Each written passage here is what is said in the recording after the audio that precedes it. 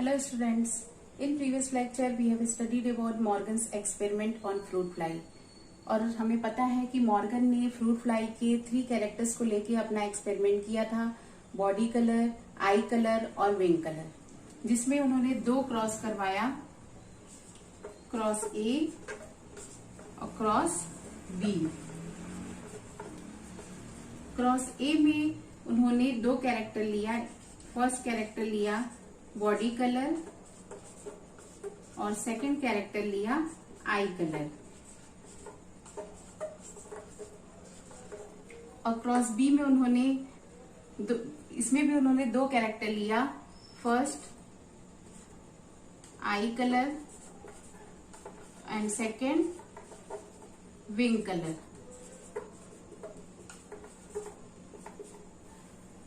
ठीक, तो क्रॉस ए में जब उन्होंने 2 कैरेक्टर को लेके अपना क्रॉस कराया तो उन्होंने देखा कि इसमें जो रिकॉम्बिनेंट टाइप आता है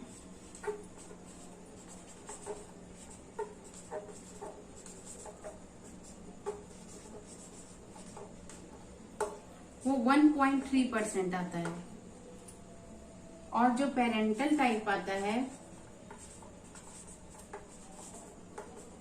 ये 98.7% आता है। ठीक, लेकिन उन्होंने जब इन दोनों के लक्षणों को लेके क्रॉस कराया मेल और फीमेल में, तब उन्होंने देखा कि जो रिकॉम्बिनेंट टाइप आया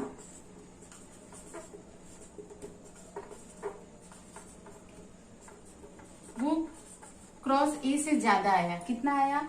37.2%। और जो पेरेंटल टाइप आया ये आया 62.8%। ठीक, ऐसा क्यों हुआ?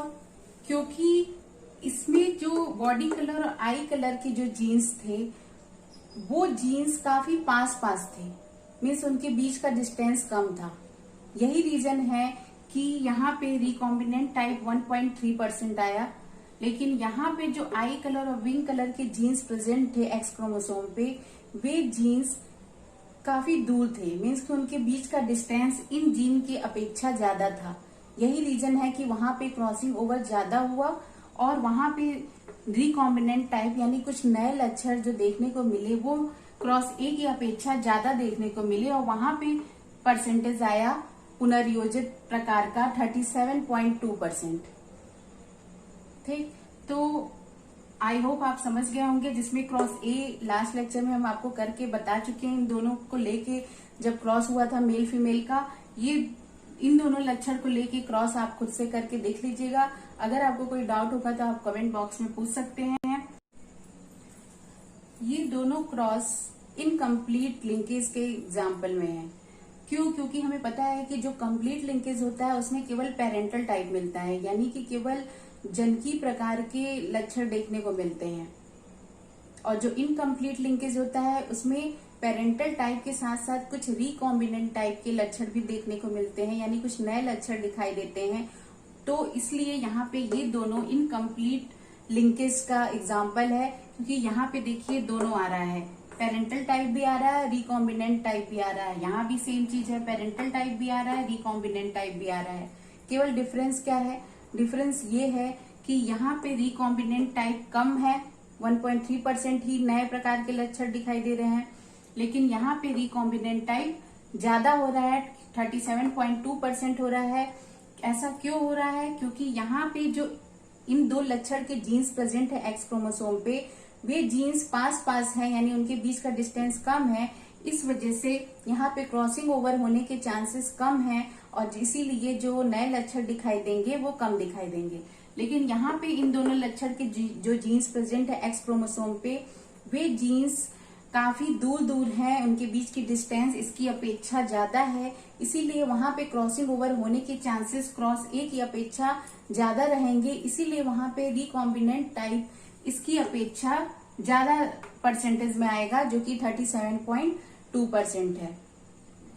तो ये था मॉर्गन्स के एक्सपेरिमेंट के बारे में।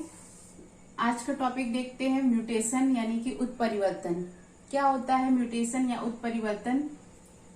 The inheritable discontinuous variation causing permanent change in genotype and phenotype.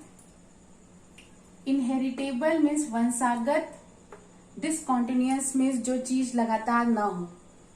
ऐसा वेरिएशन मीन्स विभिन्नता अगर कॉज होता है जिसकी वजह से जीनोटाइप और फिनोटाइप में परमानेंट रूप से यानी स्थायी रूप से परिवर्तन हो जाता है, तो इसे कहते हैं उत्परिवर्तन।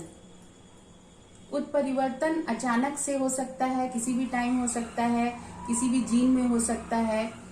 लेकिन देखिए यहाँ पे लिखा है डिसकंटिन्यूअस। डिसकंटिन्यूअस मीन्स क्या है कि अगर मान लीजिए किसी जीन में, किसी क्रोमोसोम पे जो जीन्स हैं ABCD, अगर मान लीजिए B जीन में म्यूटेशन हो रहा है यानी कि B जीन म्यूट हो जा रहा है, तो ये जरूरी नहीं है कि अगले जनरेशन में भी ये जीन म्यूट ही रहेगा। ये वापस से ये जीन B जीन बन भी सकता है।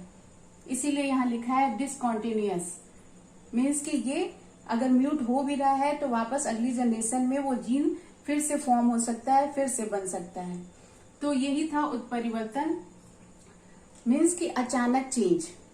किसी भी जीन्स में अचानक जो चेंज होता है जिसकी वजह से उसका जीनोटाइप और फिनोटाइप यानी कि जीन रूप और लक्षण प्रारूप में परिवर्तन आ जाता है, इसी को कहते हैं उत्परिवर्तन। और ये जिस रीजन से होता है, जिस कारण से होता है, वे रीजन कहलाते हैं म्यूटाजेंस या उत्परिवर्तन जन। उत्परिवर्तजन। और क्या रीजन हो सकते हैं? तो रीजन फिजिकल यानी भौतिक भी हो सकता है और केमिकल यानी कि रासायनिक कारण भी हो सकता है म्यूटेशन का। जैसे एक भौतिक कारण क्या हो सकता है? रेडिएशन। और केमिकल रासायनिक कारण क्या हो सकता है? डाइज जो कपड़ों में लगाई जाती है, वो एक रासायनिक कारण है जिसकी वजह से किसी भी जीन्स में उत्परिवर्तन हो सकता है। देखिए उत्परिवर्तन टर्म सबसे पहले ह्यूगो डी व्रिज ने दिया था। और किस प्लांट पे उन्होंने ये देखा था? तो प्लांट का नाम है इवनिंग प्रिमरोज, जिसको 4 o'clock प्लांट भी बोलते हैं, या जिसका साइंटिफिक नाम है ओइनोथेरा लैमार्कियाना। तो ये था उत्परिवर्तन के बारे में। उत्परिवर्तन मीन्स कि किसी भी जीन्स में अचानक से चेंज हो जाना जिसकी वजह से उसका जीनोटाइप और फिनोटाइप भी चेंज हो जाता है, यही कहलाता है उत्परिवर्तन। Thank you.